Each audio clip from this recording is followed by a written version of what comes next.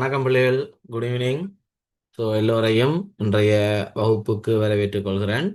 2025ஆம் ஆண்டு, அதாவது எதிர்வருகின்ற பிப்ரவரி மாதம் இந்த 17ஆம் தேதி பரீட்சை எழுத இருக்கின்ற மாணவர்களுக்கான சைவநெறி பாட வகுப்புகள் இந்த நடந்து கொண்டு. பேப்பருங்களுக்கு கூட கேளு. எல்லாரையும் இந்த வகுப்புக்கு வரவேற்றுக் கொள்கிறேன். இன்றைக்கு நாங்கள் பார்க்க போகிறது பகுதி 2 வினாத்தாள் பற்றி ஒரு அறிமுகம். பகுதி 2 வினாத்தாளுக்குள்ளால ஏனெண்டா எதிர்பார்க்கப்படுகின்ற நிறைய கேள்விகள், நிறைய பகுதிகளை நாங்கள் பயிற்சி செய்து கொண்டு வரணும். அப்போ பயிற்சி தான் எங்களை மேலும் முன்னோக்கி கொண்டு போகும். அந்த அடிப்படையில் எங்களுடைய இன்றைய பார்வை அண்மையில் வெளியிடப்பட்ட எங்களுடைய கல்வி அமைச்சினால் வெளியிடப்பட்ட சைவநெறி மாதிரி வினாத்தாளை அணுகி நாங்கள் போகிறோம்.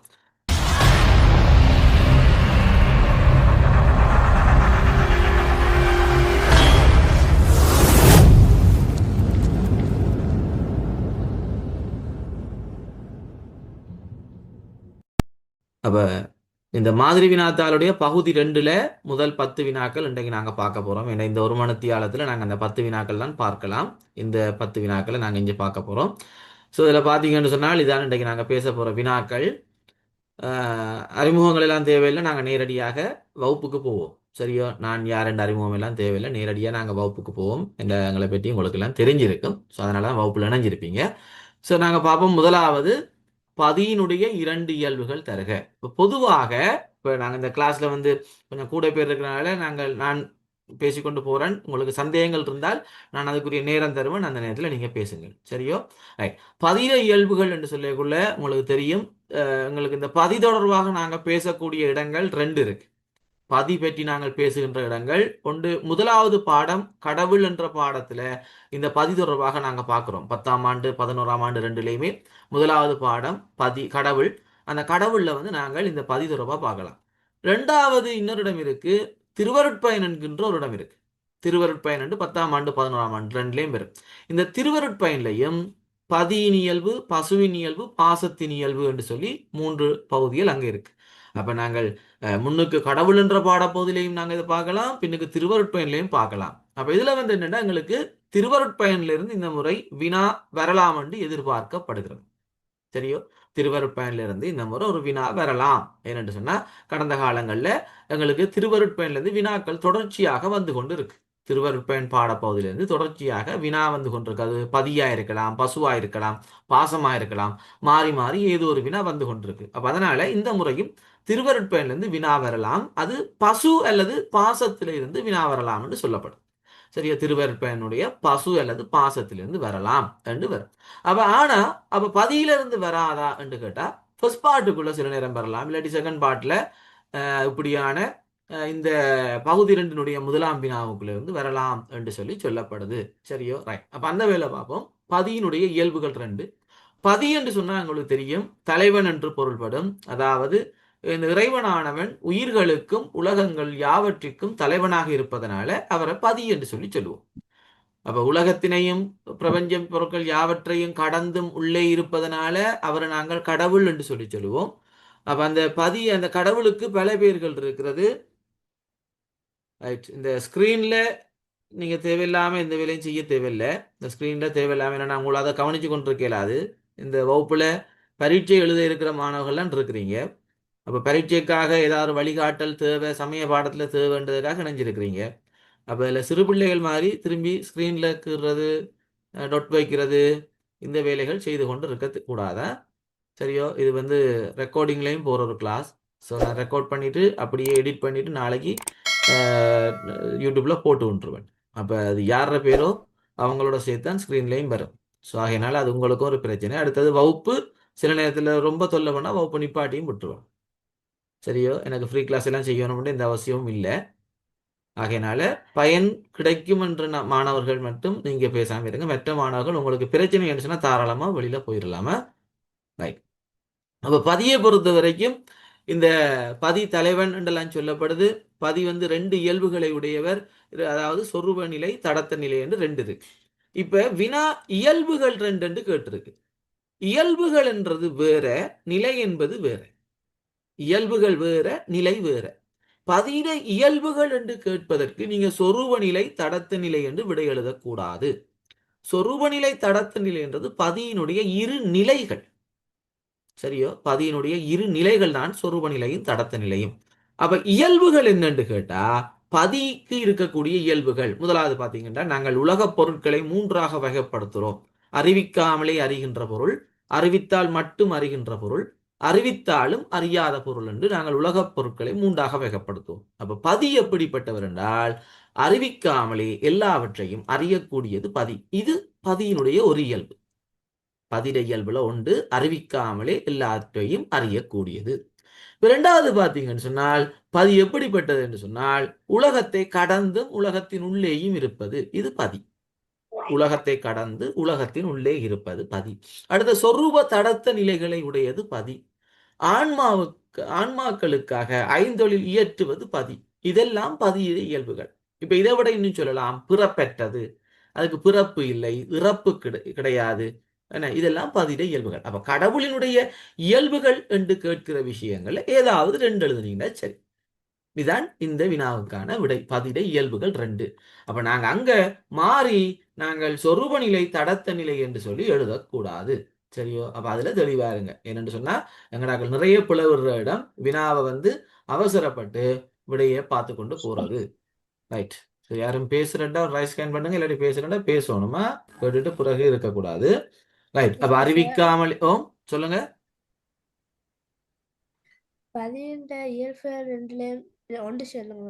ஓமாமா ஒன்று சொல்றேன். அறிவிக்காமலே எல்லாம் அறியக்கூடியது, அனாதியானது, அதே போல விருப்பு வெறுப்பு இல்லாதது. அதே மாதிரி பாத்தீங்கன்னா எண் குணங்களே இதுக்குள்ள சொல்லலாம். எண் குணங்கள் இருக்கு, அதை சொல்லலாம். எங்கும் நிறைந்தது, எல்லாம் வல்லது, என்ன தூய உடம்புடையது, இயற்கை உணர்வுடையது, முடிவில்லாத ஆற்றலுடையது, வரம்பெற்ற இயல்பு இன்பமுடையது, எல்லாமே பதிட இயல்பு தான். ஏதாவது ரெண்டு. இப்ப ரெண்டு கேட்டா நீங்க குறைஞ்சது ரெண்டு தான் எழுதணும். இப்ப கூட எழுதுறதால பிரச்சனையான்னு கேட்டா கூட எழுதலாம், பிரச்சனை இல்லை.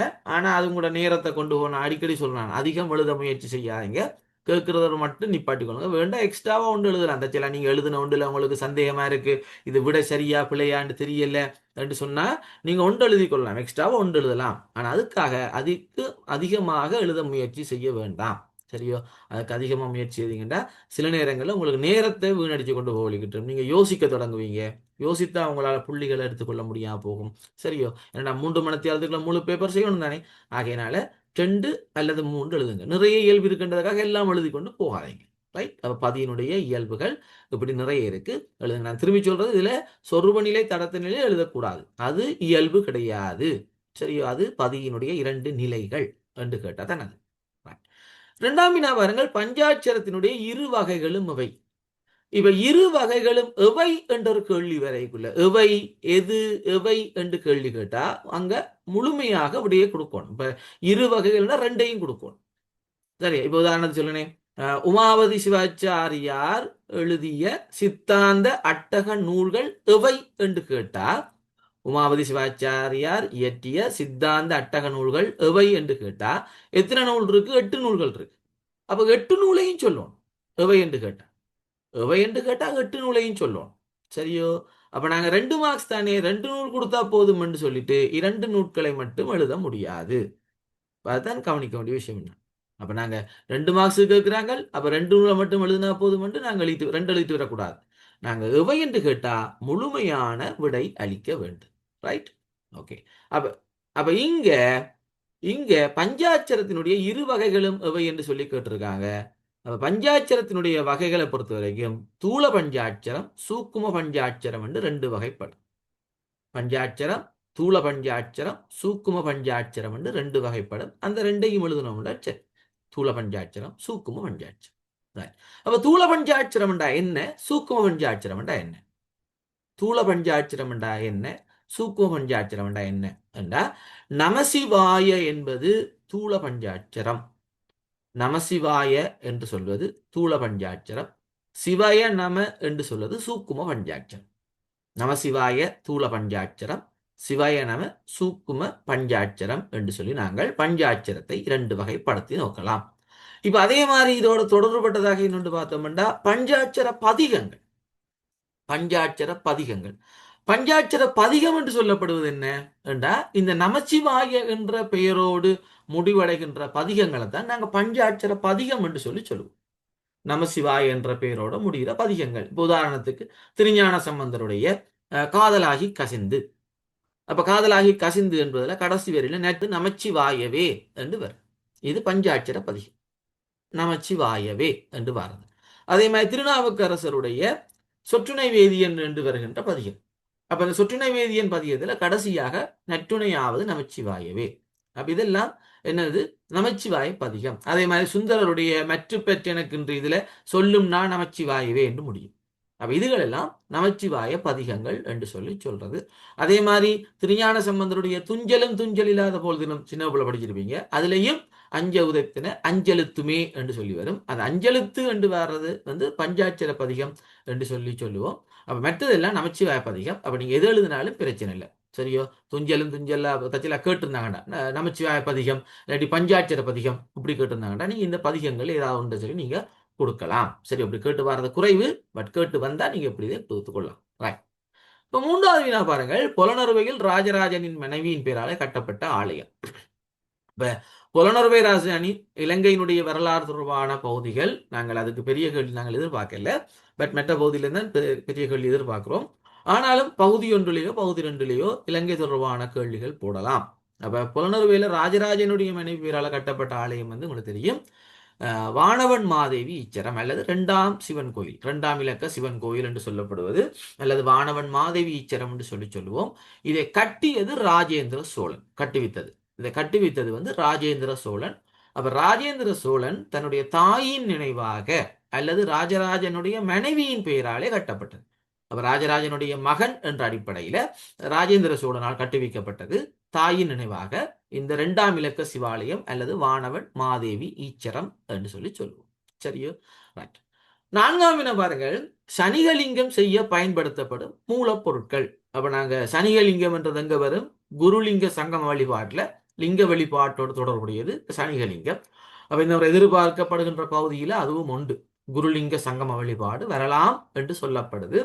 அப்ப அங்க குரு வழிபாடு, லிங்க வழிபாடு, சங்கம வழிபாடுன்னு 3 விஷயங்கள் அதுக்குள்ள இருக்கு. அப்ப அதுல பாத்தீங்கன்னு சொன்னால் இந்த சனிகலிங்கம் என்று சொன்னால் சிவலிங்கத்தை நாங்கள் வகைப்படுத்துகின்ற பொழுது சனிகலிங்கம் என்று சொல்லுவோம். சனிகலிங்கம் என்று சொன்னால் வழிபட்டு முடிந்ததன் பிறகு பழைய நிலைக்கு திருப்புரலிங்கம் அல்லது ஆறு போன்ற நீர்நிலைகளில் கரைத்து விடக்கூடிய லிங்கம், ஆறு கடல் குளம் போன்ற நீர்நிலைகளில் கரைத்து விடக்கூடிய லிங்கம், இதைத்தான் சனிகலிங்கம் என்று சொல்லுவோம். அப்ப இட்டலிங்கம் இருக்கு, பரார்த்தலிங்கம் இருக்கு, ஆன்மார்த்தலிங்கம் இருக்கு, சனிகலிங்கம் இருக்கு, சுயம்பு லிங்கம் இருக்கு. இப்படி லிங்கத்துல நிறைய வகைகள் இருக்கு.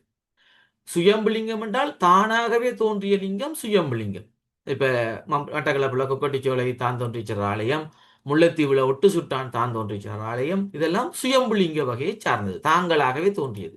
அதே மாதிரி கழுதாவளையில் இருக்கிற ஒரு பிள்ளையார் கோயில், அதுவும் சுயம்புலிங்க பிள்ளையார் ஆலயம் என்று சொல்லப்படுது இல்லையா? கழுதாவளையில சுயம்புலிங்க பிள்ளையார் ஆலயம் என்று சொல்லப்படும். அதே மாதிரி இந்த சுயம்புலிங்க பிள்ளையார் ஆலயமும் தாந்தோன்றீச்சரம் ஒன்றாண்டா இல்ல. தாந்தோன்றீச்சரம் வேற, சுயம்புலிங்கம் என்றது வேற. இப்போ தாந்தோன்றீச்சரம் தானாக தோன்றிய சிவலிங்கம் இருக்கும். சுயம்புலிங்கம் என்றது தானாக உருவாகிய லிங்கம் இருக்கும். ஆனா அந்த ரெண்டுக்கும் வேறுபாடு இருக்கிறது. தாந்தோன்றீச்சரங்களுக்கும் சுயம்புலிங்கத்துக்கும் வேறுபாடு இருக்கிறது.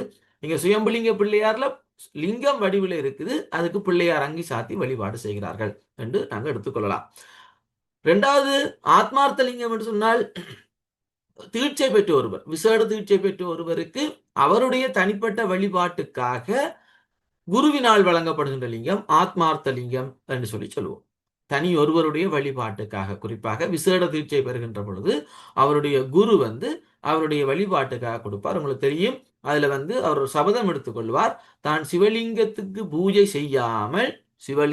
பூஜை செய்யாமல் அன்னம் தண்ணீர் எதையும் எடுக்க மாட்டேன் என்று சொல்லி அவர் வழிபாடு செய்வார்.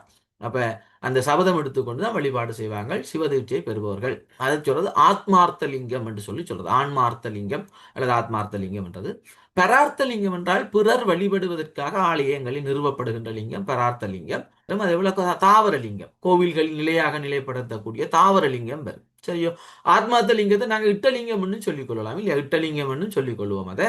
ரைட். அப்ப இங்க இந்த சனிகலிங்கம் என்று சொல்லக்குள்ள நான் சொன்னான், வழிபட்டு முடிந்த பிறகு அதை பழைய நிலைக்கு கொண்டு வாரது, அல்லது ஆத்திலேயோ குளத்திலேயோ புனித நீர்நிலைகளிலோ கரைத்து விடுகின்ற லிங்கம். இப்ப கரைச்சு விடுகின்ற பொருள் என்றைக்குள்ள சந்தனம், களிமண், சாணம், இப்படியான பொருட்களை வந்து நாங்கள் கரைத்து விடக்கூடிய லிங்கங்களா சொல்லலாம். இல்ல பழைய நிலைக்கு கொண்டு வர லிங்கம் என்னன்னு கேட்டீங்கன்னு சொன்னா உருத்ராக். உருத்ராக்கத்தால் ஒரு லிங்கத்தை செய்து வழிபட்டுட்டு அதுக்கு பிறகு அந்த ருத்ராக்கத்தை மாலையாக போட்டுக்கொள்றது. அப்ப பழைய நிலைக்கு கொண்டு வர்றது ருத்ராக்க லிங்கம். அப்ப இப்படி நாங்கள் சனிக லிங்கத்தை நாங்கள் வகைப்பாடு செய்யலாம். அப்ப நீங்க வகைப்பாடெல்லாம் செய்ய தேவையில்லை. மூலப்பொருள் கேட்டிருக்காங்க. அப்ப அதை விளங்கி கொண்டு ஏதாவது 2 மூலப்பொருள், 2 கேட்டா 2 மூலப்பொருள் கொடுத்தீங்கன்றால் சரி. இப்ப 4 கேட்ட இடத்துல நாங்கள் 2 கொடுக்கலாமா 3 கொடுக்கலாமான்னு கேட்டா, இப்ப 4 கேட்கிற இடங்கள்ல 4 தருகன்னு கேட்டா, அந்த 4 கேட்கிற இடத்துல நீங்க 3 கொடுத்தீங்கன்னா பள்ளிக்கூடங்கள்ல இந்த அரை மார்க்ஸ் எல்லாம் போடுவாங்க, 1.5 மார்க்ஸ் போடுவாங்க. ஆனா ஃபைனலை பொறுத்த வரைக்கும் அரை மார்க்ஸ் எல்லாம் கிடையாது. அப்ப 4 கேட்கிற இடத்துல நீங்க 3 கொடுக்குறீங்கன்னு சொன்னால் எப்படி வரும்? 2 கொடுத்தா 1, 4 கொடுத்தா 2. அப்ப 2 விடை இருந்தா 1 புள்ளி, 3 விடை இருந்தாலும் 1 புள்ளி தான். அப்ப 4 விடைகள் இருந்தால் மட்டும்தான் முழுமையான புள்ளிகள் என்று சொல்லி வரும். ஆகையினால நாங்கள் அந்த விடைகளை கொடுக்கின்ற பொழுது தெளிவாக பார்த்து கொடுத்து கொள்ளணும். அப்ப 2 கேட்கிற இடத்துல எங்களுக்கு பிரச்சனை இல்லை. ஸோ களிமண், மணல், அதே போல சந்தனம், சாணம், மஞ்சள், அன்னம், சோறால செய்வாங்க அன்னம், அதே போல வந்து ருத்ராக்கம், வெண்ணெய், இப்படியான பொருட்கள் நிறைய இருக்கு. ஸோ அதுல ஏதாவது 2 பொருட்களை கொடுத்தீங்கன்னா சரி. அப்ப குருலிங்க சங்கம் வழிபாடு நாங்கள் எதிர்பார்க்கிற ஒரு வினா. ஸோ 5ஆம் வினாவும் உங்களுக்கு குரு வழிபாட்டால் வீடு வீரடைந்த இருவர் கேட்டிருக்காங்க. அப்ப இதுக்கு நீங்க என்ன செய்யலாம்டா, குரு வழிபாட்டால் வீடுபட அடைந்தவர்கள், அதே போல சிவலிங்க வழிபாட்டால் வீடு அடைந்தவர்கள், அதே போல நீங்க சங்கம் வழிபாட்டால் வீடு அடைந்தவர்கள், அந்த 3 பேரை நீங்கள் எடுத்து வைத்துக் கொள்வது நல்ல. அவங்கள எடுத்து வச்சுக் கொள்ளுங்க. அந்த வழிபாடண்டா என்ன, அந்த வழிபாட்டில் என்னென்ன இடம்பெறுகிறது, இந்த விஷயங்களை நீங்கள் அதுக்குள்ள தொகுத்து வச்சுக்கொள்றது உங்களுக்கு நல்லதா இருக்கும். ஸோ குரு வழிபாட்டின் நூலாக முத்தியடைந்த நாயன்மார்கள் என்று சொல்லக்குள்ள உங்களுக்கு தெரியும், மங்கையரசியார் வரப்போறா. அதே மாதிரி எங்கட திருமூலரை சொல்லலாம், குரு வழிபாட்டில் திருமூலரை சொல்லலாம், அப்பூதி அடிகளை சொல்லலாம். சரி, இவங்கெல்லாம் அதுக்குள்ள சொல்லக்கூடிய குலச்சிறையாரை சொல்லலாம். இவங்கெல்லாம் அதுக்குள்ள வருவாங்க.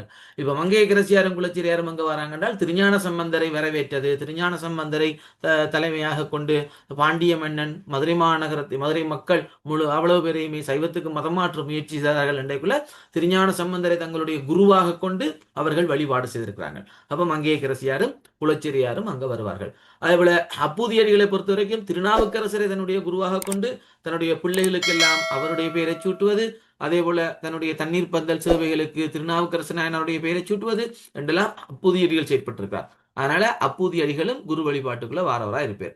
அதே மாதிரி திருமூலரை பொறுத்த வரைக்கும் திருமூலர் குரு வழிபாட்டுக்குள்ளேயும் வருவார், லிங்க வழிபாட்டுக்குள்ளேயும் வருவார். ஏனென்றால் சிவலிங்க வழிபாட்டுக்குரிய இலக்கணங்களை பற்றியெல்லாம் திருமூலர் சொல்றேன், கிரிய முறைகளை சொல்றேன். அதே மாதிரி குரு வழிபாட்டை பற்றியும் அவர் எடுத்து காட்டுறார். அப்ப குரு வழிபாட்டால் முத்தி அடைந்த இருவர் கேட்டிருக்கு, உங்களுக்கு 4 பேர் இருக்காங்க. அது 4 பேரையும் சொல்லிக் கொள்ளலாம். அப்ப இந்த வழிபாடுகளை பொறுத்த வரைக்கும் நாங்கள் இப்ப இங்க வந்து எங்களுக்கு பகுதி 2னுடைய முதலாம் கேள்விக்குள்ள வந்திருக்கு. ஆனா நாங்கள் குருலிங்க சங்க வழிபாடு பகுதி 2லேயே கூட ஒரு பெரிய கேள்வியா வரலாம் என்று சொல்லி எதிர்பார்க்கக்கூடிய ஒரு வினா குருலிங்க சங்கம வழிபாடு. தெரியும். அப்ப ஆகையினால அதை கொஞ்சம் அவதானம் செலுத்திக் கொள்ளுங்க. அதுல இருந்து வினாக்கள் வாரத்துக்கு சந்தர்ப்பங்கள் இருக்கு என்பதனாலே. ரைட். அடுத்த வினா பாருங்க, வைரவருக்குரிய விசேட தினங்கள். இப்ப வைரவர் என்று சொல்லக்குள்ள நாட்டார் வழிபாடு என்றுக்குள்ள வரும். நாட்டார் வழிபாடு. அப்ப நாட்டார் வழிபாடும் இந்த முறை எதிர்பார்க்கக்கூடிய ஒரு பகுதி, எங்க சிறு குறிப்புக்குள்ள வரலாம் என்று எதிர்பார்க்கக்கூடிய ஒரு பகுதி நாட்டார் வழிபாடு. சரியோ? அது நாட்டார் வழிபாடா இருக்கலாம், அல்லது தனிய வைரவர் வழிபாடாக கூட இருக்கலாம். அதுல சொல்றதுக்கு இல்லை. அப்ப வைரவருக்குரிய விசேட தினங்கள், அப்ப 2 தருக, இங்கேயும் 2 தான் கேட்கப்பட்டிருக்கு. அப்ப உங்களுக்கு தெரியும், சித்திரை மாதத்தில் வருகின்ற பரணி நட்சத்திரம் வைரவருக்குரியது.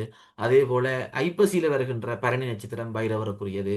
தை மாதத்தில் வருகின்ற முதலாவது செவ்வாய்க்கிழமை, சித்திரை பரணி, ஐப்பசி பரணி, தை மாதத்து முதலாவது செவ்வாய்க்கிழமை பைரவருக்கு உரியது என்று சொல்லி சொல்றோம். இப்ப இதோட தேய்பிறை அஷ்டமி, தேய்பிறை அஷ்டமி இதுவும் பைரவருக்குரியது. இப்ப இதை நாங்க இங்க விடையாக கொடுக்கலாமா முடியாதா? தேய்பிறை அஷ்டமி பைரவருக்குரிய நாள், இத இங்க விடையாக கொடுக்கலாமா இல்லையா? கொடுக்கலாம். கொடுக்கலாம். சரியோ? தேய்பிறை அஷ்டமியை நாங்கள் விடையாக கொடுக்கலாம். காரணம் என்னன்னா, எங்களுக்கு பாடநூல்ல இது இல்லை, ஆனா அதுவும் பைரவருக்குரிய ஒரு நாள் தான். சரி, நாங்க மேலதிகமான விஷயங்கள் எழுதலாம், அதுல பிழை இல்லை. பட் முடிஞ்ச வரைக்கும் நீங்க பாடநூல்ல இருக்கிற விஷயத்தை எழுதினாலே போதும். பாடநூல்ல இருக்கிற விஷயத்தை எழுதினாலே போதும். இப்ப நீங்க அதுக்கு வைரவர் வழிபாடு சிறு உறுப்புக்குள்ள வருதுன்றீங்களே, சிறு உறுப்பு வருதுன்றக்குள்ள நீங்க தெய்வரேஷ்டமி வந்து தாராளமாக கொடுக்கலாம். சரியோ, அது மாதிரி இந்த இப்படி இருக்க வெள்ளி வந்தாலும் நீங்க தாராளமாக கொடுக்கலாம், பிரச்சனை இல்லை. ஆனா உங்களுக்கு பாடநூலில் இருக்கிற விடயங்கள் போதும். பாடநூலில் இருக்கிற விடயங்கள் மட்டும் எழுதுனா போதும். நீங்க அதை தாண்டி வெளியில போய் எல்லாம் எழுதணும்ன்ற அவசியம் கிடையாது. சரியோ, ரைட். ஸோ அதனால எங்களுக்கு சித்திரை பரணி, ஐப்பசி பரணி, தை மாதத்தின் முதலாவது செவ்வாய்க்கிழமை 3 விட இருக்கு. அதோட எக்ஸ்ட்ரா வந்து தேய்பிறை அட்டமி, அதையும் சேர்த்துக் கொள்ளும். சரி, இதை விட்டுட்டு எங்கட ஊர்ல இருக்கிற வைரவருக்கு இந்தந்த நாள்ல வழிபாடு செய்வாங்கன்னு நாங்க அதெல்லாம் கொண்டு வந்து எழுதக்கூடாது. சரியோ, அதே மாதிரி நாங்க கும்பாபிஷேகத்தின் முதல் நாள் அது எழுதலாமா? கும்பாபிஷேகத்தினுடைய முதல் நாள் வந்து கிராம சாந்தி நடக்கும். அப்ப கிராம சாந்தி என்றால் பைரவ பெருமானுக்கு செய்யப்படுகின்ற ஒரு சாந்தி கிரியை என்று உங்களுக்கு தெரியும். ஊரை காவல் செய்யும் நோக்கிலே பைரவ பெருமானுக்கு செய்யப்படுகின்ற ஒரு சாந்தி கிரியை தான் இந்த பைரவர் சாரி கிராம சாந்தி என்று சொல்லுவோம். இத பைரவருக்குரிய விசேட தினங்கள்ல கிராம சாந்தி என்பது வருமா? இந்த ரியல்மி C11 என்றால் கொஞ்சம் 2021 கொஞ்சம் பிரச்சனையா தான் இருக்கு. முன்ன பின்ன நான் நினைக்கிறேன் இந்த ஜூம் கிளாஸுகளுக்கு போனதில்லை, இல்லாட்டி பரீட்சை எழுதுகிற நோக்கம் இல்லை. அதனால அவரை கிளாஸ்ல இருந்து நான் நிப்பாட்டி விடுறேன். ஓகே, சரி, சொல்லுங்க.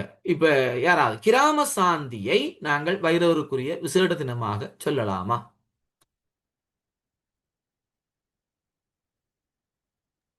இல்ல. இல்ல.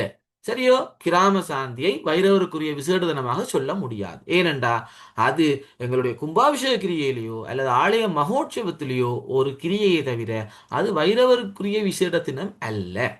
அப்ப வைரவருக்குரிய விசேட தினம் என்றா சித்திரை பரணி, ஐப்பசி பரணி, தை மாதத்துல வர முதலாவது செவ்வாய் அல்லது தேய்பிறை அட்டமி, இதை சொல்லிட்டு போகலாம். சரியோ, வேற நாட்கள் செவ்வாய்க்கிழமை வெள்ளிக்கிழமை என்றெல்லாம் சொல்ல கிடையாது. அது பொதுவான வழிபாட்டுக்குரிய நாட்கள், வழிபாட்டுக்குரிய பொதுவான நாட்கள். Right, okay. ஏழாவது வினா பாருங்கள். தீட்சை வழங்குகின்ற முறையின் அடிப்படையில் அதனுடைய 2 வகைகளையும் தருகிறது. இப்ப தீட்சையில நிறைய வகை இருக்கு. இப்ப கேள்வி என்னன்னா, வழங்கும் முறையின் அடிப்படையில் 2 வகையை கேட்டிருக்காங்க. தீட்சை வழங்கும் முறையின் அடிப்படையில் 2 வகை கேட்டிருக்காங்க. என்னவாக இருக்கும்? தீட்சை வழங்கும் முறையின் அடிப்படையில் 2 வகை என்னவாக இருக்கும்? தீட்சை வழங்கும் முறையின் அடிப்படையில் 2 வகை கேட்டிருக்காங்க. என்னவாக இருக்கும்? சாதார தீட்சை, நிராதார தீட்சை. Very good, very good. சாதார தீட்சை, நிராதார தீட்சை என்று சொல்லி 2 வகை. சரியோ, அதன் சாதார தீட்சை என்றா என்ன, நிராதார தீட்சை என்றா என்ன? அடுத்த கேள்வி. சாதார தீட்சை என்றால் என்ன, நிராதார தீட்சை என்றால் என்ன? யாராவது?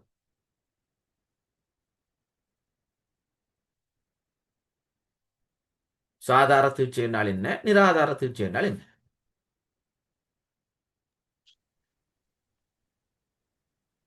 தீட்சை வழங்கும் அடிப்படையில சொல்லுங்க, சொல்லுங்க பேன். மும்மலத்தாலும் பீடிக்கப்பட்டிருப்பவர்கள், மும்மலத்தாலும்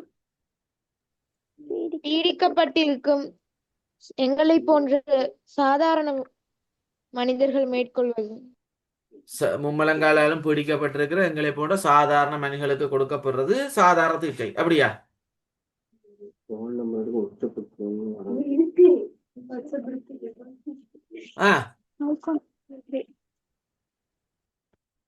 சகலருக்கு இல்லையா, சகலருக்கு கொடுக்கப்படுகின்ற தீட்சை சாதாரண தீட்சை.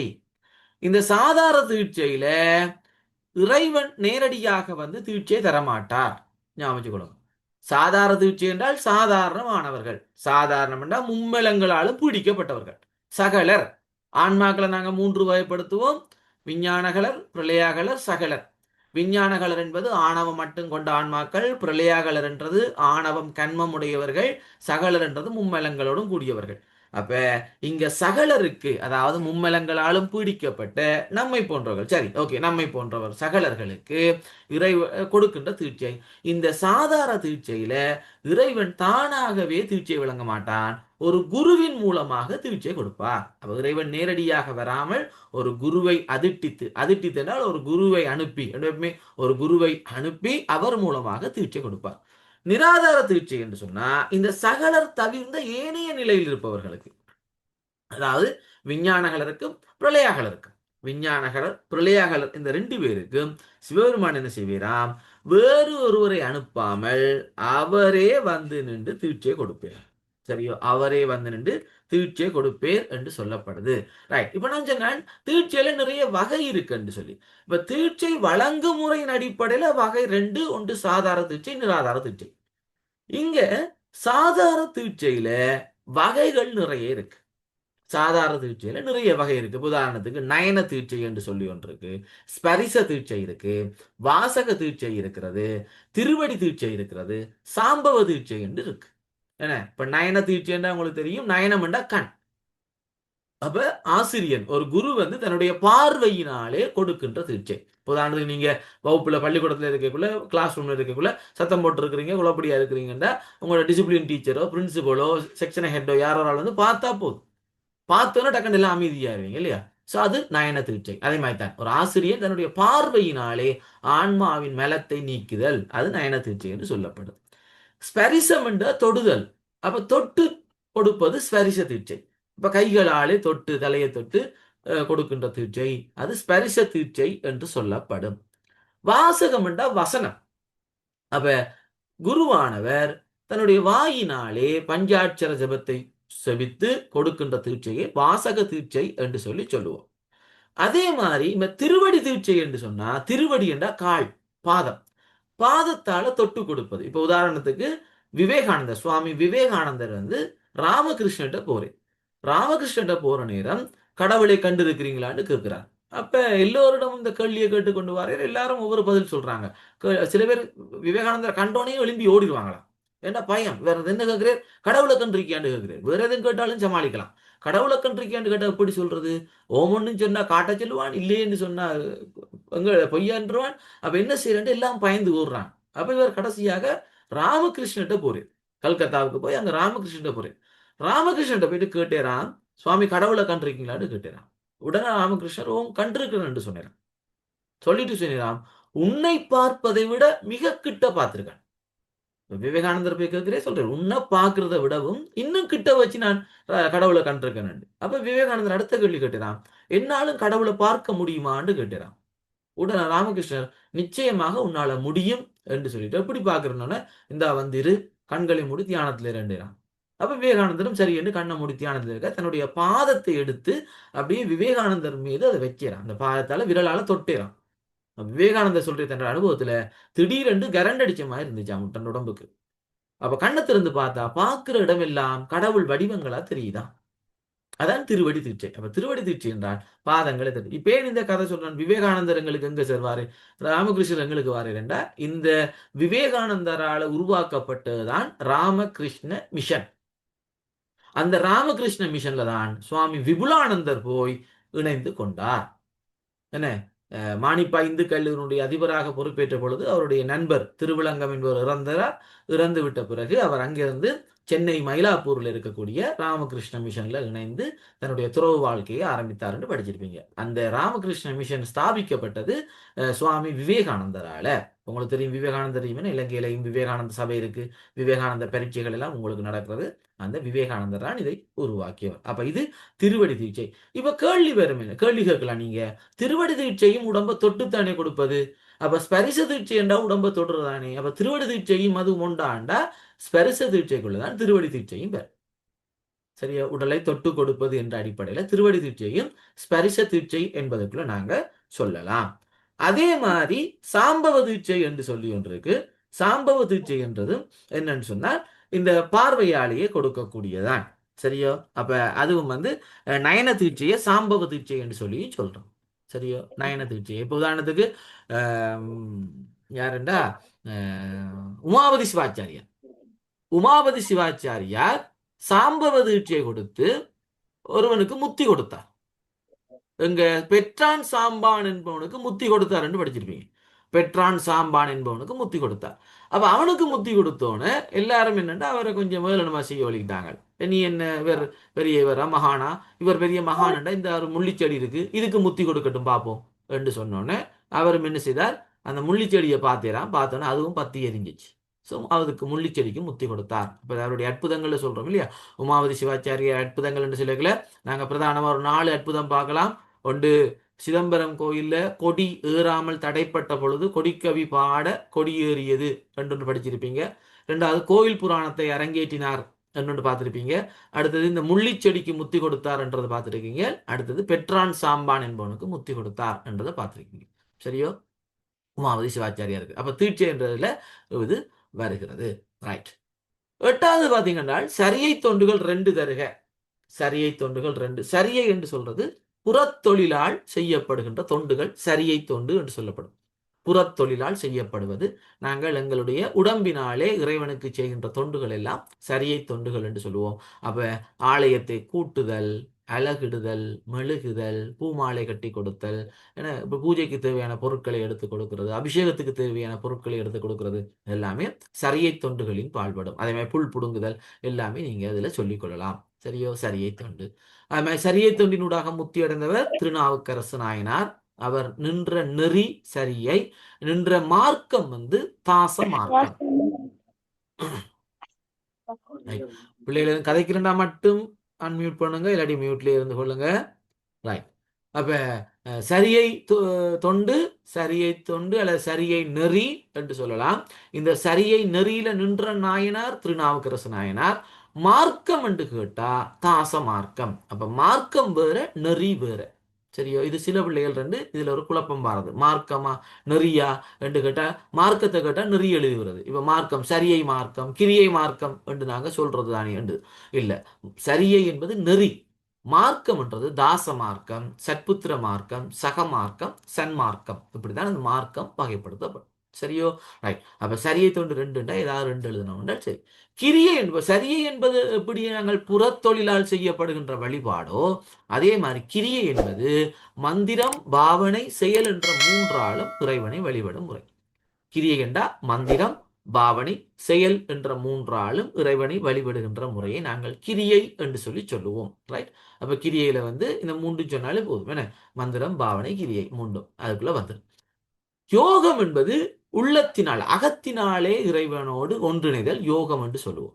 அகத்தினால் இறைவனோடு ஒன்றிணைதல், உள்ளத்தாலே இறைவனோடு ஒன்றிணைதல் யோகம் என்று சொல்லுவோம். யோகத்துல 8 படிநிலைகள் இருக்கு. அதுதான் அட்டாங்க யோகம் என்று சொல்லி சொல்றது.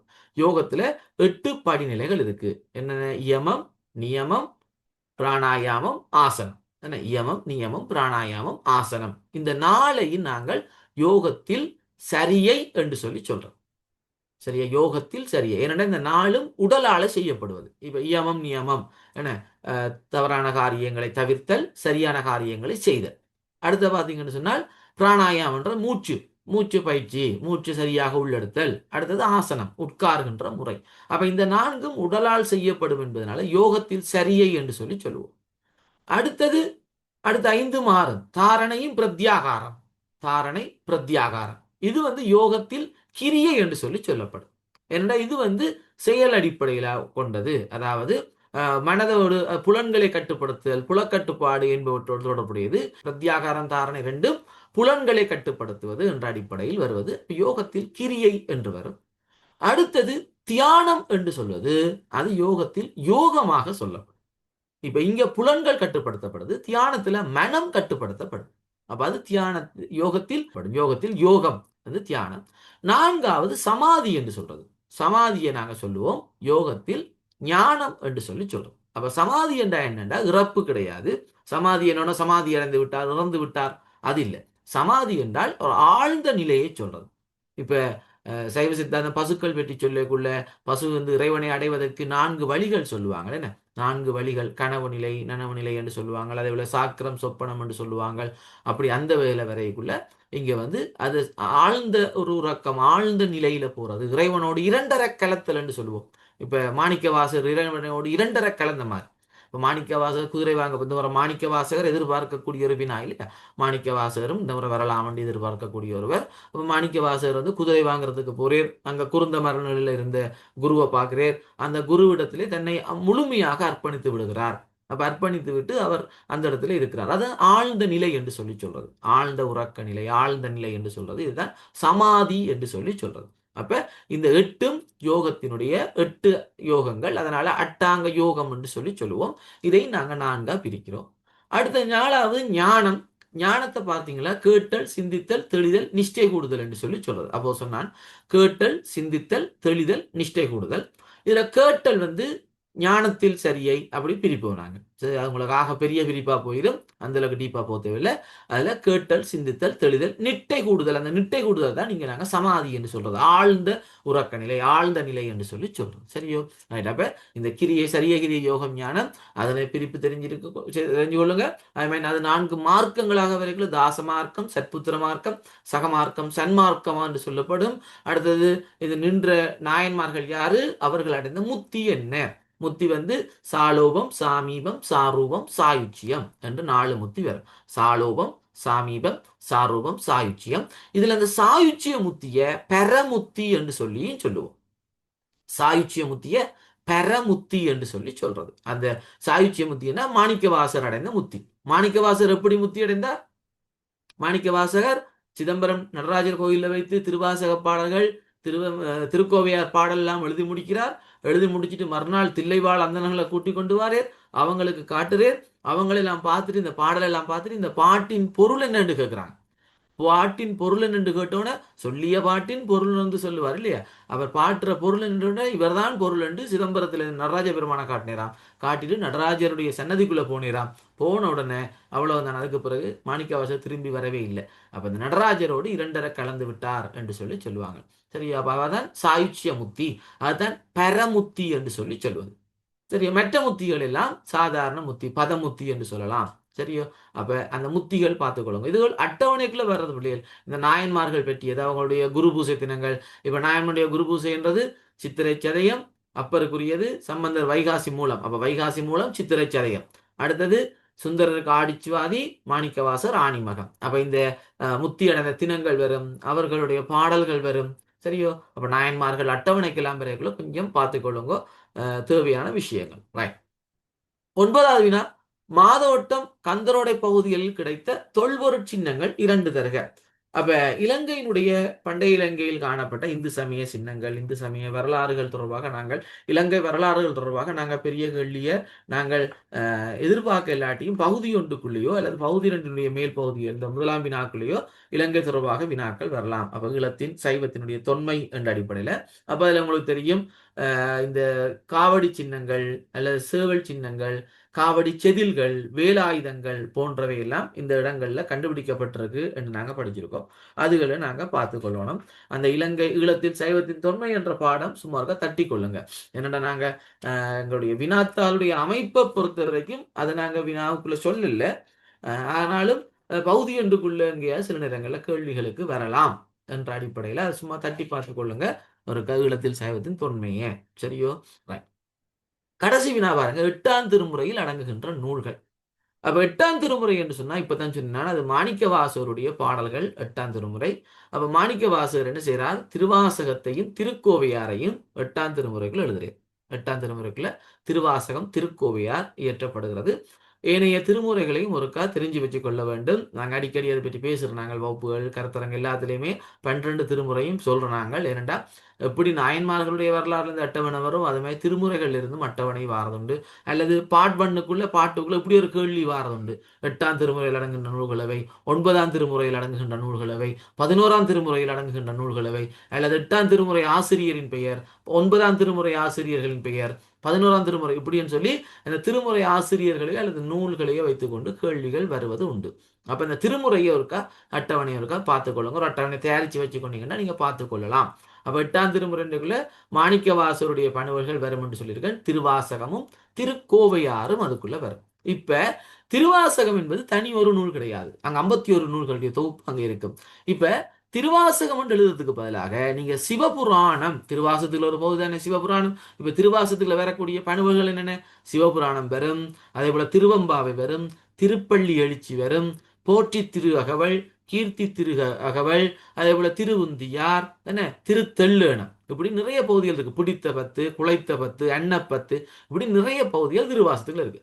இப்ப 8ஆம் திருமுறையில் அடங்கும் நூல்கள் அவை என்று கேட்கக்குள்ள நீங்க சிவபுராணம் அல்லது அன்னப்பத்து, பிடித்த 10, திருத்தல்லேனம் இப்படி ஏதாவது விடை போட்டா அது சரியா பிழையா? எட்டாம் திருமுறையில் அடங்கும் நூல்கள் கேட்டதுக்கு நீங்க இப்படி ஒரு விடையை போட்டா, திருவாசகம் திருக்கோவையார்னு போடாம திருவாசகத்துக்குள்ள உள்ளடங்குகின்ற வேற நூல்களை போட்டா சரியா பிழையா? பிழை. பிழை பிழை பிழை. சரியா? அது பிழை. ஏனென்றா வினா உங்கள்கிட்ட கேட்டது எட்டாம் திருமுறையில வார நூல்கள். இப்ப இந்த வினாவுக்குரிய இந்த விடைக்குரிய வினா எப்படி வரணும்டா, திருவாசகத்தில் உள்ளடங்கும் பணுவல்கள் எவை என்று கேட்டாதான் இது விட. ஏனென்றா நீங்க வெறுமனே இப்ப உதாரணத்துக்கு திருவம்பாவை இல்லாட்டி சிவபுராணம் என்று போட்டா, சிவபுராணம் என்றது தனி ஒரு நூல் கிடையாது, அது ஒரு பாடல் பகுதி, அது நூல் கிடையாது, அது ஒரு பாடல். அந்த சிவபுராணம் முதலான எல்லா பாடலையும் சேர்த்த ஒரு நூல் திருவாசகம். அப்ப நூல்ன்றது திருவாசகம். உதாரணத்துக்கு மதியம் நீங்க என்ன சாப்பிட்டீங்கன்னு கேட்டா, நான் சோறு இன்னும் கறி சாப்பிட்டேன்னு சொல்லணும். அதை விட்டு போட்டு நான் வெங்காயத்தில் ஒரு 2 வெங்காயம், பச்சை மிளகாய் 2, மிளகாய் தூள், உப்பு இதைத்தான் சாப்பிட்டேன்னு சொன்னா அது சாப்பாடா வராது. இப்ப கேள்வி சாப்பாடு. அப்ப நூல்கள் எவை என்று சொன்னா நாங்கள் திருவாசகம் திருக்கோவையார் என்று முழுமையான நூல்களை சொல்ல வேண்டும். சரியோ? ரைட். இப்ப நாங்க அப்படியே இருக்கா 12 திருமுறை நினைவுபடுத்தி விடுவோம். முதல் 3 திருமுறைகளும், முதலாம் 2ஆம் 3 திருமுறைகளும் திருஞான சம்பந்தருடைய தேவாரம். 4, 5, 6ஆம் திருமுறைகள் திருநாவுக்கரசருடைய தேவாரம். 7ஆம் திருமுறை சுந்தரருடைய தேவாரம். இந்த முதல் 3 ஆசிரியர்களை நாங்கள் தேவார முதலிகள் என்று சொல்லுவோம். இந்த 7 திருமுறைகளையும் அடங்கன் முறைகள் என்று சொல்லுவோம். ரைட். 8ஆம் திருமுறை இப்ப சொல்லிட்டோம். 9ஆம் திருமுறை திருவிசைப்பா திருப்பல்லாண்டு. 9ஆம் திருமுறை திருவிசைப்பா திருப்பல்லாண்டு. இந்த 9ஆம் திருமுறையின் ஆசிரியர்கள் 9 பேர் இருக்கிறாங்க. 9ஆம் திருமுறை ஆசிரியர்கள் 9 பேர் இருக்கிறாங்க. இந்த 9 பேர்ல திருவிசைப்பா திருப்பல்லாண்டு 2ஐயும் பாடியவர் சேந்தனார். திருவிசைப்பா திருப்பல்லாண்டு 2ஐயும் பாடியவர் சேந்தனார். இவர் தவிர்ந்த மற்றவங்க எல்லோரும் திருவிசைப்பாவை பாடியிருக்காங்க. அப்ப திருப்பல்லாண்டு பாடியது சேந்தனார் மட்டும். திருவிசைப்பா திருப்பல்லாண்டு 2ஐயும் பாடியது சேந்தனார், திருப்பல்லாண்டு பாடியது சேந்தனார் மட்டும். சரியோ? ரைட். இந்த பிளாக் QASL கொஞ்சம் பிரச்சனையான் இருக்கு. சரி, ஓகே சார் 9வது கேள்வின்ற விட ஒருக்கா திருப்பி சொல்றீங்களா? மாதோட்டம் கந்தரோடை பகுதியில் கிடைத்த புதைபொருள் சின்னங்கள் சேவல் செதில்கள், காவடி செதில்கள், வேலாயுதங்கள். சரியோ? Okay sir. Okay, nice. சரியா? 9ஆம் திருமுறையில 9 பேர் இருக்கிறாங்க. அதுல சேந்தனார் திருவிசைப்பா திருப்பல்லாண்டு 2ம் பாடியது, திருப்பல்லாண்டு பாடியது சேந்தனார் மட்டும். மிச்ச ஆக்கள் அதுல மற்றவங்க எல்லாருமே திருவிசைப்பா பாடியவர்களாக வருவார்கள். திருமாளிகை தேவர், திருவாளி அமுதனார், கண்டராதித்தர், வேணாட்டடிகளார், இவங்கெல்லாம் இப்படி 9 பேரும் திருவிசைப்பா பாடினார்கள். 10ஆம் திருமுறை உங்களுக்கு தெரியும், திருமூலர், திருமந்திரம். ஸோ திருமூலரும் இந்த முறை சிறுகுறிப்புக்குள்ள வரலாம் என்று எதிர்பார்க்கிற ஒருவர். அப்ப திருமூலரையும் சிறுகுறிப்புக்குள்ள வரலாம் என்று சொல்லி நாங்கள் எதிர்பார்க்கிறோம். அவரையும் நாங்கள் சொல்லிக் கொள்வோம். அதே மாதிரி திருமந்திரத்தில் இருக்கக்கூடிய ஒரு பாடலில் யாவர்க்குமா முறைவருக்கு ஒரு பச்சிலை, யாவர்க்குமா முறைவருக்கு ஒரு பச்சிலை. சோ அது எதிர்பார்க்கக்கூடியது. 11ஆம் திருமுறையை பொறுத்த வரைக்கும் அங்க 40 பிரபந்தங்கள் இருக்கிறது. 11ஆம் திருமுறையில சில மாணவர்கள் என்ன செய்றீங்கன்னா 11ஆம் திருமுறை என்று கேட்டோம்னா 4000 திவ்ய பிரபந்தங்களை சொல்றீங்க. 4000 திவ்ய பிரபந்தம் என்பது விஷ்ணு மீது ஆழ்வார்கள் பாடிய பாடல்கள் 4000, கிட்டத்தட்ட 4000 பாடல் இருக்கு. அதனாலதான் அதனை 4000 திவ்ய பிரபந்தம் என்று சொல்லி சொல்றது. அது வேற, இது வேற. 4000 திவ்ய பிரபந்தம் விஷ்ணு மீது பாடப்பட்ட பாடல். நாங்க இங்க சொல்றது சிவபெருமான் மீது பாடப்பட்டது 40 பிரபந்தங்கள். அதை பாடியவர்கள் 12 பேர். அந்த 40 பிரபந்தங்களை பாடியவர்கள் 12 பேராக சொல்லப்படுறாங்க. ரைட். இந்த பிளாக் வியூ A52. ஸோ நீங்கள் வகுப்புக்கு தேவையில்லாத ஒருவர். அப்போ நான் உங்களை ரிமூவ் பண்ணி விடுறேன். ஜூமுக்கு ரிப்போர்ட் பண்ணல. ரிப்போர்ட் பண்ணால் உங்களோட ஐடியிலேருந்து ஒரு நாளும் ஜூமில் நீங்கள் என்டர் பண்ண முடியாது. ஸோ உங்களை ரிமூவ் பண்ணியாச்சு. ரைட், ஓகே, சரியா? இப்போ 11ஆம் திருமுறையில் 40 பிரபந்தங்கள் பாடினது 12 பேர். இந்த 12 பேரில் காரைக்கால் அம்மையார் ஒருவர். அப்ப காரைக்கால் அம்மையாருடைய இலக்கியங்கள் உங்களுக்கு தெரியும். திருவாலங்காட்டு மூத்த திருப்பதிகம், திருவிரட்டை மணிமாலை, அற்புத திருவந்தாதி. இது காரைக்கால் அம்மையாருடையது. அதே மாதிரி இதுக்குள்ள இன்னொருவர் சேரமான் பெருமாள். சேரமான் பெருமாளும் 11ஆம் திருமுறையில பாடியிருக்கிறார். பொன்வண்ண தந்தாதி என்பது அவர் பாடியது. சரியா, சுந்தரருடைய தோழர் இல்லையா. நான் முதலே சொல்லிட்டோம், சுந்தரர் நாங்கள் சொல்லல, சுந்தரர் இந்த முறை எதிர்பார்க்கக்கூடிய ஒரு வினா. அப்ப சுந்தரர் அல்லது மாணிக்க வாசகர் வருவார் என்று சொல்லி நாங்க சொல்றோம். அதுவும் நான் வினா இலக்கமே சொல்றோம், நாங்கள் 3ஆம் வினாவாக சுந்தரர் அல்லது மாணிக்க வாசகர் வரலாம் என்று நாங்கள் சொல்லுறோம். என்றால் கடந்த 5 வருட வினாத்தாள் எடுத்து பார்த்தா நாயன்மார்களை பற்றிய வினாக்கள் வந்து கொண்டிருக்கு. அந்த அடிப்படையில இந்த முறை சுந்தரர் அல்லது மாணிக்க வாசகர் வரலாம். சரியோ, சில நேரங்களில் வினாத்தாள் அமைப்பு மாறலாம், வினா ஒழுங்கு மாறலாம். என்னன்னா நாங்கள் கடந்த 5 வருடத்தை வச்சு கொண்டு வர இந்த ஒழுங்கை சொல்றேன். 3ஆம் வினா சுந்தரர் அல்லது மாணிக்க வாசகர்னு சொல்றேன். ரைட்.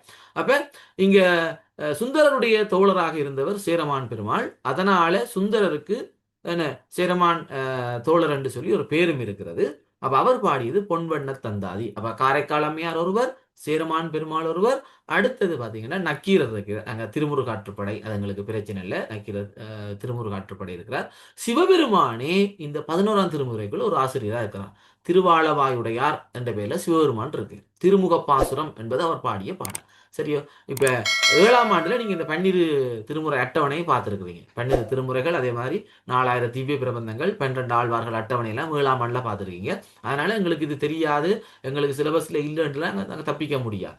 சரியோ, ஏன்னா திருமுறை பாடல்கள் எங்களுக்கு தாராங்கன்னா நாங்கள் முன்னுக்கு இருந்த அறிமுகத்தை வச்சுக்கொண்டு தான் தாராங்க. அதனால இதுகளுக்கு இருந்து மாறி கேள்விகள் எதுவும் போடலாம். அப்ப திருமுறை அட்டவணை எப்பவுமே எங்களுக்கு தெளிவா இருக்க வேண்டும். சரியோ, ரைட். அடுத்த 12ஆம் திருமுறையை பொறுத்த வரைக்கும் உங்களுக்கு தெரியும், சேக்கிழாருடைய நூல் பெரிய புராணம் என்று சொல்லுவோம். சேக்கிழாருடைய பெரிய புராணம். இந்த பெரிய புராணத்துக்கு வந்து நாங்கள் திருத்தொண்டர் புராணம் என்றொரு பெயர் கொடுக்கிறோம். பெரிய புராணத்துக்கு திருத்தொண்டர் புராணம் என்ற ஒரு பெயர் கொடுக்கிறோம். காரணம் என்னென்றால் சுந்தரருடைய திருத்தொண்டர் தொகையை அடிப்படையாக கொண்டு இது தோற்றம் பெற்றது. சுந்தரருடைய திருத்தொண்டர் தொகையை அடிப்படையாக கொண்டு தோற்றம் பெற்றது என்பதனால திருத்தொண்டர் புராணம் என்று சொல்லி சொல்றோம். இந்த திருத்தொண்டர் புராணத்தை அடிப்படையாக கொண்டு நம்பியாண்டான் நம்பியினால் உருவாக்கப்பட்டது திருத்தொண்டர் திருவந்தாதி. திருத்தொண்டர் புராணத்தை அடிப்படையாக கொண்டு நம்பியாண்டான் நம்பி உருவாக்கியது. அவர் திருத்தொண்டர் தொகையையும் இந்த திருத்தொண்டர் புராணத்தையும் வைத்துக் கொண்டு திருத்தொண்டர் திருவந்தாதியை படைக்கிறார். இந்த நம்பியாண்டான் நம்பியினுடைய திருமுறைகள் பாடல்கள் எங்க இருக்குண்டா 11ஆம் திருமுறைக்குள்ள இருக்கு. இந்த நம்பியாண்டான் நம்பியினுடைய நூல்கள் எல்லாம் 11ஆம் திருமுறைக்குள்ள வருது. சரியோ, அந்த வேலை நம்பியாண்டான் நம்பியும் ஒருவரா சொல்லப்படுறார். நாங்கள் அப்போது ஆசிரியர்களுக்குள்ள சொல்லக்குள்ள நாங்கள் உமாவதி சிவாச்சாரியாருடைய 8 நூல் சொன்னோம். அந்த உமாவதி சிவாச்சாரியாருடைய நூல்கள்ல சித்தாந்த அட்டகங்கள் தவிர, அதாவது இந்த திருவருட்பயன் அப்படியான நூல்கள் தவிர ஏனைய நூல்கள் என்று சொல்லக்குள்ள சேக்கிழார் புராணம் என்ற நூல் உமாவதி சிவாச்சாரியாருடையது. திருமுறை கண்ட புராணம், சேக்கிழார் புராணம், இப்படியான நூல்களை உமாவதி சிவாச்சாரியர் எழுதியிருக்கார். இதுல பாத்தீங்கன்னா இந்த 12 ஆசிரியர்களுக்குள்ள ஆசிரியர்கள், இந்த திருமுறை ஆசிரியர்களை பற்றி எல்லாம் சேக்கிழார் சொல்றார். ஆனா சேக்கிழார் வந்து 63 தனியடியார்களை பற்றி தான் பாடுகிறார் என்று நாங்க பார்க்கிறோம். பெரிய புராணம் கூறுகின்ற சைவ மெய்யடியார்கள் 63 பேர். 63 தனியடியார்களையும் 9 தொகையடியார்களையும் சேக்கிழார் பாடுகிறார். ஆனா சைவ மரபிலே இருக்கக்கூடிய மெய்யடியார்கள் 64 பேர். மொத்தமாக சைவ மரபுல 64 மெய்யடியார்கள் இருக்கிறாங்க, தனியடியார்கள் இருக்கிறாங்க. அதுல 63 பேரைத்தான் சேக்கிழார் பாடியிருக்கிறார். அப்படி சேக்கிழார் பாடாத ஒருவர் மாணிக்க வாசகர். அப்ப பெரிய புராணத்துல மாணிக்க வாசகருடைய வரலாறு இல்லை. சரியோ, இப்ப பெரிய புராணம் குறிப்பிடாத நாயனார் என்று தச்சிலாங்கையார் சிறு இந்த பாடுகளை கேட்டா நீங்க சொல்லலாம் மாணிக்க வாசகர். ஏன் மாணிக்க வாசகரை பெரிய புராணத்துல சேக்கிழார் சொல்லலன்னு கேட்டா அதுக்கு காரணம் என்னன்னா, திருத்தொண்டர் தொகையை வச்சுத்தானே திருத்தொண்டர் புராணம் தோற்றம் பெற்றது. அப்ப திருத்தொண்டர் தொகையில சுந்தரர் எந்தெந்த நாயன்மாரை எல்லாம் புகழ்ந்தாரோ அந்த நாயன்மாரை சேக்கிழார் பாடியிருக்கிறார். அப்ப சுந்தரர் மாணிக்க வாசகரை பற்றி பாடல, ஆகையினால சேக்கிழாரும் மாணிக்க வாசகரை பற்றி பாடல, ஒரு காரணம். சரியோ, அப்ப சுந்தரர் திருத்தொண்ட தொகையில 60 தொகை மெய்யடியார்கள் பாடப்பட்டிருக்காங்க. திருத்தொண்ட தொகையில 60 மெய்யடியார்களை பாடப்பட்டிருக்காங்க. அந்த 60 பேரோட சேக்கிழார் என்ன செய்திருக்கார், சுந்தரரை தலைவனாக கொண்டு பாடியனால 61, 2வது சுந்தரருடைய அம்மா அப்பா என்ன பெற்றோர்கள் அவர்களையும் சுந்தரரை ஈன்றெடுத்தவர்கள் என்ற சிறப்பினால அவர்களையும் பற்றி பாடியிருக்கிறார். அப்ப 60, சுந்தரர் 61, அங்காள இசைஞானியா சடையனார் 63. அப்ப மொத்தம் சேக்கிழார் 63 பேரை பாடுறேன். அப்ப சேக்கிழார் வந்து மாணிக்க வாசகரை பாடாத காரணம் ஒன்று சுந்தரர் பாடல்ன்றது, 2வது மாணிக்க வாசகருக்கு தனி சிறப்பு இருக்கிறது. ஏனைய நாயன்மார்களை விட மாணிக்க வாசகர் சற்று முதன்மையானவர், சிறப்பானவர். ஏனண்டா இறைவனோடு இரண்டர கலந்தவர், அவரை சுவாமிகள் என்று சொல்லுவோம். என்ன, சிவபெருமானுக்கு இணையாக வைக்கக்கூடியவர் மாணிக்கவாசகர். அதே மாதிரி மாணிக்கவாசகர் திருவாசகங்களை பாட மற்ற நாயன்மார்கள் பாடக்குள்ள இறைவன் வந்து கேட்டுக்கொண்டிருந்திருப்பான், வேற யாரும் எழுதியிருப்பாங்க, அவர் கேட்டு அற்புதங்களை புரிந்தார். ஆனால் மாணிக்க வாசகர் பாட சிவபெருமானே வந்திருந்து எழுதினார், அது ஒரு சிறப்பு. ரெண்டாவது, சிவபெருமானே வாயால கேட்டிருக்கீர், நீ பாவை பாடி இருக்கிறா, ஒரு கோவையும் பாடு என்று கேட்டாராம். பாவை பாடிய வாயால் கோவையும் பாடு என்று கேட்டாராம். அப்ப அதுவும் மாணிக்க வாசகருக்கு சிறப்பு. அப்ப இப்படி நிறைய சிறப்புகள் இருந்ததுனால ஒருவேளை சுந்தரர் வந்து மாணிக்க வாசகரை அவ்வளவு உயர்வா பார்த்திருக்கலாம், அதனால அவரை பாடாமல் விட்டிருக்கலாம்னு சொல்லுவாங்க. அது எங்களுக்கு தேவையில்லை. பட் பெரிய புராணத்துல சொல்லப்படுகின்ற நாயன்மார்கள்ல மாணிக்க வாசகர் வரலாறு இடம்பெறல. அதனாலதான் மாணிக்க வாசகர் பற்றி வரலாற்றை அறிந்து கொள்வதற்கு திருவாத ஊரடிகள் புராணம் எங்களுக்கு உதவுது. அப்ப நீங்க இந்த மாணிக்க வாசகர் பாடப்பிறப்பு நீங்க 11ஆம் பாத்தீங்கன்னா மாணிக்க வாசகர் வரலாற்றை அறிந்து கொள்றதுக்கு திருவாத ஊரடிகள் புராணம் எங்களுக்கு உதவுது என்று சொல்லி போட்டிருப்பாங்க. அப்ப அங்க பெரிய புராணம் குறிப்பு இருக்காது. காரணம் என்னடா, இதான் பெரிய புராணத்துல அவர் பாடுபடல. சரியோ, ரைட். இதுதான் இந்த பன்னிரு திருமுறையினுடைய கட்டமைப்பு. அப்ப திருமுறைகள் இருந்து வினாக்கள் வளமையாக வாரது. பெரும்பாலும் திருமுறைகள் இருந்து வினா வரும். அது அட்டவணையா இருக்கலாம், பெரிய கேள்வியா இருக்கலாம், சின்ன கேள்விக்குள்ள வரலாம், எம்சிக்குள்ள வரலாம். அப்ப எங்க என்றாலும் திருமுறை கேள்வி வரைக்குள்ள அதை சமாளிக்கிற மாதிரி நீங்க பார்த்து கொள்ளணும். ரைட். ஸோ இதுதான் நாங்கள் இன்றைக்கு உங்களுக்கு பார்க்க வேணும் என்று எடுத்த பகுதி. ஸோ இதுக்குள்ள எதிர்பார்க்கை பகுதிகள் சொல்லியிருக்கிறேன். வளமையா எல்லாரும் கேட்கிற நீங்கள் எதிர்பார்க்கை பகுதிகள் என்று முழுமையாக சொல்ல முடியாது. ஏன்னா இதுதான் வரும் என்று சொல்ல முடியாது, இந்த வினாதான் கட்டாயம் வரும்னு சொல்ல முடியாது. நாங்கள் வளமையா நான் அப்படி சொல்றதும் இல்லை, என்னுடைய பிள்ளைகளுக்கு தெரியும். காரணம் என்னண்டா, உங்களை அது ஒரு மாயைக்குள்ள கொண்டு போயிடும். என்ன பகுதியில் சொன்னா அதை மட்டுமே படிக்க தொடங்கி வரீங்க. அது உங்களை ஒரு மாயைக்குள்ள கொண்டு போயிடும். தச்சிலா அந்த பகுதியில் வரல என்று சொன்னா நீங்க பாதிக்கப்படுவீங்க. ஸோ ஆகையினாலதான் ஒரு சில பகுதிகளை சொல்லிக் கொள்றது, பிள்ளைகள் இதை கொஞ்சம் ஆழமா படியுங்க, இந்த பகுதியில கொஞ்சம் ஆழமா படிச்சுட்டு போங்கன்னு சொல்லி சொல்றது. ரைட். ஸோ அப்ப அந்த வகையில நாங்கள் இந்த கல்வி அமைச்சினுடைய வினாத்தாள்ல பகுதி 2னுடைய இந்த 10 கேள்வி பார்த்துருக்கோம். ஏனைய பகுதிகள் நான் உங்களுக்கு பார்த்து கொண்டு வரேன். அது விரைவில் வந்து அதை உங்களுக்கு காணொலியாக யூடியூப்லேயே போட்டுருவேன். 40 எம்சிக்யூ, அதே போல ஏனைய பகுதிகளும் படியுங்க. ஏதாவது சந்தேகங்கள் இருந்தா ஒரு 5 நிமிஷம் யாரும் டிஸ்கஷனோ சந்தேகம் இருந்தா கேட்டுக்கொள்ளலாம். யாருக்காவது ஏதாவது சந்தேகம் இருந்தா கேட்கலாம். சார், முதலாவது கேள்விக்கு அந்த இறைவன்ட எண் குணங்களை எழுதலாமா? எழுதலாம். பதியின் இயல்பு தானே கேட்டிருக்கு. பதியின் இயல்புகள், இயல்புன்றது குணங்கள் தானே, இயல்பு குணமும் உண்டு. ஸோ இயல்புன்னு கேட்டா நீங்க குணங்களையும் எழுதலாம், அதுல பிழை இல்லை, எழுதலாம். Okay sir. திருநீலகண்ட பெருமாண்ட மனைவி பேர் என்ன சார்? மதங்க சூளாமணி. இப்ப அப்படியே மதங்க சூளாமணி என்ற பேர்ல யார் நூல் எழுதியவர்? சுவாமி விபுலானந்தர். என்ன நூல் அது? மதங்க சூழ அந்த நூல் எதை பற்றி அந்த பேர்ல மதங்க சூளாமணின்னு இருக்கிற நாடக நூல். Okay right. இப்ப அப்படியே இன்னொரு கேள்வி கேட்கிறேன், வேற யாராவது. ஞானசம்பந்தர் வந்து யாழ்முறி பதிகம் பாடினார்ன்றது உங்களுக்கு தெரியும். யாழ்முறி பதிகம் என்ன பதிகம்? மாதர் மடப்பிடி என்கின்ற பதிகம். ஏன் பாடினார் என்றால், இந்த திருநீலகண்டர் ஊருக்கு போறாங்க. அங்க ஊருக்கு போயக்குள்ள ஊர்ல இருந்தவங்க எல்லாம் என்ன சொல்றாங்கன்னா, திருஞான சம்பந்தர் பாடல்களை பாடுவது சிறப்பில்லை, இந்த நீலகண்டர் யாழில் மீட்டி பாடுவதுதான் சிறப்புன்னு சொல்றாங்க. சரி, அப்படி சொன்னோன்னே இவர் போய் கேட்கிறார், என்ன யாழில் மீட்ட முடியாத பாடல் பாடுங்கன்னு சொன்னோன்னே இவர் பாடுறேன். இப்ப இந்த கேள்வி என்னண்டா, யாழ்முறி பதிகம் பாடப்பட்ட தலம் எது அல்லது இடம் எது? எங்க இந்த யாழ்முறி பதிகம் பாடப்பட்டது? சீர்காழி இல்லை. சீர்காழி சம்பந்தர் பிறந்த ஊர். சீர்காழி என்பது சம்பந்தர் பிறந்த ஊர். யாழ்முறி பதிகம் பாடப்பட்ட இடம் எது? சரி, கூட யோசிக்காங்க. திருத்தருமபுரம். சரியோ, திருத்தருமபுரம். இந்த திருத்தருமபுரம் நீங்க எங்க பார்க்கலாம்னா, உங்களோட பாடநூல்ல 76ஆம் பக்கத்துல மேலே வந்து ஒரு பந்தியினுடைய குறை இருக்கு. அடுத்த பந்தி ஸ்டார்ட் பண்றது முதலாவது பந்தியிலே நீங்க பார்க்கலாம். அடுத்த அந்த முதலாவது பந்தியிலே நீங்க பார்க்கலாம், பாணருடைய தாயாரின் பிறப்பிடமாகிய திருத்தருமபுரத்துக்கு போறேர். அப்படி போகைக்குள்ளதான் அந்த பாணருடைய உறவினர்கள் சுற்றத்தார்கள் எல்லாம் அவரை சூழ்ந்து கொண்டு அவரை புகழ்ந்து பேசுறாங்க. அப்படி புகழ்ந்து பேசக்குள்ள இவர் வந்து சம்பந்தரிடம், பிள்ளையார்ன்றது ஞான சம்பந்தத்தை தான் குறிக்கும், அப்ப பிள்ளையாரிடம் போய் இவர் கேட்கிறார். ஓகே, இதுல சாட் பாக்ஸ்ல கேட்டிருக்கீங்க என்னென்ன தேவாரம் வர முடியுமான்னு சொல்லி. அதான் நான் சொன்னேன், எல்லா சாய்ஸையும் நாங்கள் ஒரே நாளில் சொல்லிவிட முடியாது. அது ஒரு பெரிய பிரச்சனையாக போயிடும். ஒரு தேவாரம் சொல்லி தந்திருக்கேன் உங்களுக்கு, யாவர்க்குமாம் இறைவர்க்கு ஒரு பச்சிலை வரலாம் என்று எதிர்பார்க்கிறோம் அப்படி என்று சொல்லி. ஸோ மற்ற மற்ற தேவாரங்கள் இருக்குது. அதை நான் பிறகு பிறகு ஒவ்வொரு சந்தர்ப்பங்களில் நான் சொல்கிறேன். இன்றைக்கு ஒரே நாளிலே அவ்வளோத்தையும் சொல்லிவிட முடியாது, அப்படி சொல்லவும் கூடாது. சரி, அப்படி சாய்ஸ்ன்றது அப்படி சொல்லக்கூடாது. நீங்கள் படியுங்க. ஏனெண்டா சாய்ஸ் என்று சொல்கிற பகுதியில் வராட்டி பிள்ளைகள் அது பாதிக்கப்படுறது நீங்கள் தான். என்ன, அதே மாதிரி எங்களுக்கும் அது பெரிய கவலையாக இருக்கும், சொன்னது விஷயம் வரலன்னு சொல்லி. அதனால் நீங்கள் எல்லாம் மெல்ல மெல்ல படிங்க, ஒரு விஷயமா படிங்க. டைம் இருக்குது இன்னும், எங்களுக்கு இன்னும் 13 நாட்கள் இருக்குது.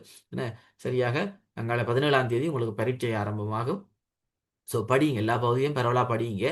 ஸோ அவசரப்படாதீங்க, நிதானமாக பரீட்சை செய்யுங்க, நிதானமாக படியுங்க. நிதானமாக பரீட்சை செய்தீங்கன்னா அழகாக எழுதலாம். அழகாக எடுக்கக்கூடிய ஒரு பாடம், நீங்கள் பயப்படவே தேவையில்லை. அழகாக எடுக்கக்கூடிய ஒரு பாடம், சைவ சமய பாடம். அதனால் நிதானமாக பார்த்து கொண்டு வாங்க. ஓகே ஓகே பிள்ளைகள். ஸோ நாங்கள் இந்த இன்றைய வகுப்பை நிறைவு செய்யலாம் நினைக்கிறேன். நேரம் சரியாக 10:28, ஒரு 2 நிமிஷம் இருக்குது. யாராவது வேறு சந்தேகங்கள் இருந்தால் கேட்டுக்கொள்ளலாம். ஆவுரித்து தின்றலும் புலையேறும் கங்கையவர் சடைக்கிடந்தார்பேன் என பாடிய ஆவுரித்து தின்றுழலும் புலையரேனும் கங்கைவார் சடைக்கரந்தார் கண்பராகில் அவர் கண்டீர் யாம்பணங்கும் கடவுளரே. இது வந்து திருநாவுக்கரசர் பாடியது. இதில் என்ன கேள்வியம்மா, என்ன கேட்க போறீங்க? பாடியவர் யாருன்னு கேட்டேன். திருநாவுக்கரசர். அதாவது இந்த திருநாவுக்கரசர் என்ன சொல்றீங்கன்னா, யார் இறைவன், யார் இறை பக்தியுடையவன், யாரை நாங்கள் வழிபடணும்டா ஆவுரித்து தின்று உழலும் புலையனா இருந்தாலும். ஆண்டா பசு. ஸோ பசு இறைச்சி, மாற்றிறைச்சி சாப்பிடுபவர்களை புலையன் என்று பேசுகிறார். அப்படி புலையனாக இருந்தாலும் அதே நேரம் அங்கமெல்லாம் தொழுநோயர் ஆகினும், அது முன்னுக்கு வரும், அங்கமெல்லாம் தொழுநோயராகி உடம்பெல்லாம் தொழுநோய் வந்தாலும் ஆவுரித்து தின்றுழலும் புலையராக இருந்தாலும் கங்கைவார் சடைக்கரந்தார் கண்பராகில், சடை என்பது தலை. அப்ப அந்த தலைமுடிய சடையாக தரித்திருக்கக்கூடிய, அதுல கங்கையை தரித்திருக்கக்கூடிய அந்த சிவபெருமானுடைய அன்பனாக இருந்தார் அவர் கண்டீர் யாம்பணங்கும் கடவுளரே, நாங்கள் அவரைத்தான் வழிபட வேண்டும் என்று சொல்லி, அதாவது சங்கம வழிபாட்டின் சிறப்பை இங்கு எடுத்து காட்டுகிறார்.